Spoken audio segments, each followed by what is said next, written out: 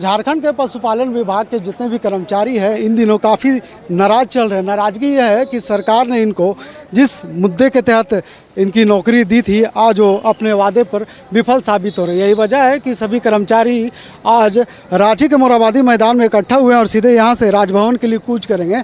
हमारे साथ जो अध्यक्ष है उनसे हम बात करने की कोशिश करेंगे कि आखिर कर्मचारी है 24 जिले से इकट्ठा क्यों है। आप बताएं सर कि जो कर्मचारी है 24 जिले से आके सरकार के खिलाफ गोलबंद क्यों हो रहे हैं। देखिए, झारखंड पशुपालन विभाग में बिहार के ज़माने में एक बार घोटाला हुआ, चारा घोटाला हुआ, तरह का घोटाला हुआ और अब लगता है झारखंड बनने के बाद यह प्रोत्साहन और मानदेय का घोटाला चल रहा है पशुपालन विभाग में। हम लोग पशुपालन विभागीय एआई कर्मचारी संगठन की ओर से समूचे राज्य से आए हैं। 6 सूत्री हमारी मांगे हैं। प्रथम तौर पर आज राजभवन हम लोग जाएंगे और महामहिम को संलेख समर्पित करेंगे। सबसे बड़ी परेशानी हमारे साथ यह है कि 2016 से जो भी भारत सरकार ने मेरे लिए मानदेय दिया, जो मेरे लिए प्रोत्साहन राशि दिया, वह हमको भुगतान नहीं किया गया। वो सारा राशि ये लोगों ने बांट लिया।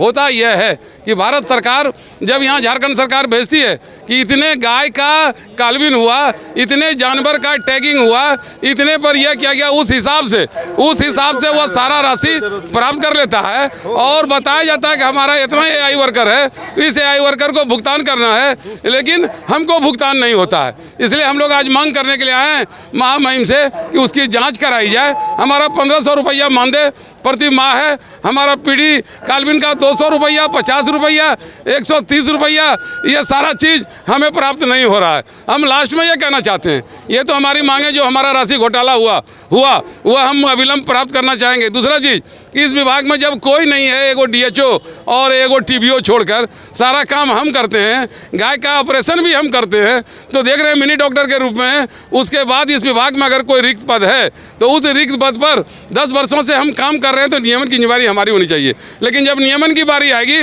तब यहाँ के पदाधिकारी किसी एजेंसी से पैसा कौड़ी लेकर के और तब कहेगा आउटसोर्सिंग में आप चले जाइए। इसलिए सावधान करने के लिए आए हैं कि अब हम कोई एजेंसी में नहीं जाएंगे। पहले तो जो हमारा घोटाला किया है यह पैसा हमको वापस करो और उसके बाद जो यह रिक्त पद है उस रिक्त पर हमारा समायोजन करो।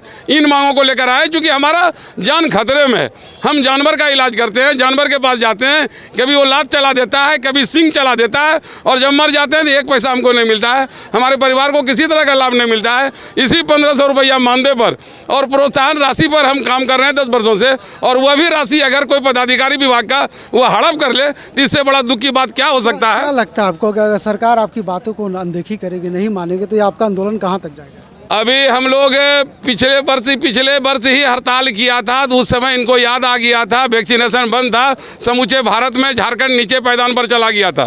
तब ये खुशामद कर रहे थे कि आपका पैसा सब पेमेंट कर देंगे, आप किसी तरह से हड़ताल समाप्त कीजिए। हड़ताल हम लोगों ने समाप्त किया, लेकिन फिर स्थिति वहीं चली गई। इसलिए आने वाले दिनों में आज महामहिम को संलेख देने के बाद हम लोग 1 सप्ताह के अंदर ही अनिश्चितकालीन हड़ताल की भी घोषणा करने जा रहे हैं, क्योंकि हम लोग जानते हैं कि जब तक हड़ताल नहीं करेंगे तब तक यह न तो हमको रिक्त पद पर नियमितीकरण करेगा, न ही तब तक हमको जो जितना पैसा या जल्दसाजी से खा गया है वह पैसा हमको भुगतान वापस होगा। इसलिए हड़ताल पर जाने के लिए हम लोग विवश हैं। हम आपको दिखाने की कोशिश कर रहे हैं, कि ये सभी कर्मचारी है 24 जिले से आए हैं, हाथों में अपने बैनर को लेकर के निकले हैं। यानी सरकार को जगाने का प्रयास किया जा रहा है कि अगर सरकार नहीं मानती है तो शायद इनका आंदोलन उग्र हो सकता है। लेकिन आपको हम दिखा रहे हैं कि पशुपालन विभाग में वर्षों से कार्यरत जो कर्मचारी है उनको अभी तक सरकार उस वादे के तहत कंप्लीट नहीं कर पा रही है जिस वादे के तहत इनका भर्ती किया गया था। क्या लगता है आपको कि आप जब जा रहे हैं महामहिम को पास जा रहे हैं पत्र देने के लिए, क्या लगता है उसके बाद आपकी बात को मान ली जाएगी?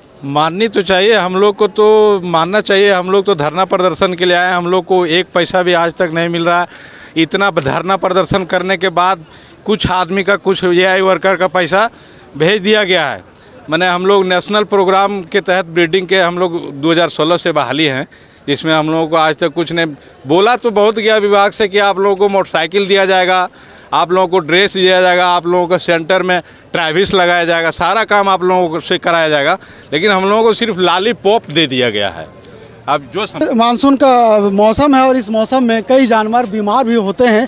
यही वजह है कि सरकार को जानवरों को लेकर, अगर पशुपालन विभाग की बात करें तो मंत्रालय काफ़ी गंभीर है, उसके बाद भी उस विभाग के कर्मचारी लगातार आंदोलन कर रहे हैं अपनी बातों को लेकर। क्या कहेंगे आप?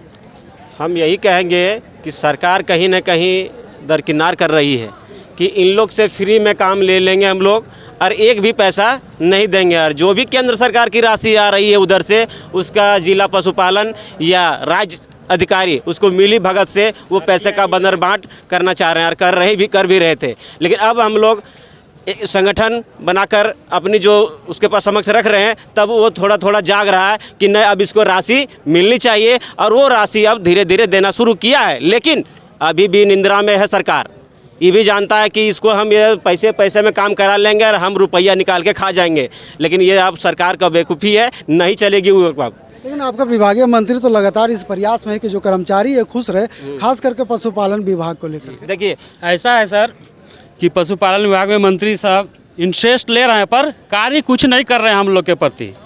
काम देना चाहते हैं पर काम का दाम देना नहीं चाहते हैं सर। आज हम लोग राजभवन के सामने यदि धरना दे रहे हैं, हमारी मांग को यदि नहीं पूरा किया जाएगा तो आने वाले समय में हम लोग अनिश्चितकालीन हड़ताल पे जाएंगे। और हमारी युवाओं में इतनी शक्ति है सर कि आने वाला समय में झारखंड सरकार को भी उखाड़ने का कार्य हम लोग करेंगे यदि हमारी मांग को पूरा नहीं किया जाएगा।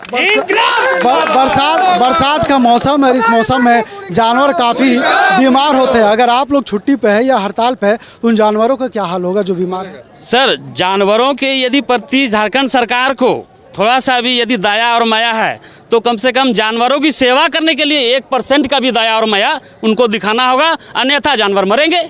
सीधा बात है सर, और कोई बात नहीं। यदि हमें काम का दाम नहीं मिलेगा तो निश्चित है सर हम भी काम बंद करेंगे।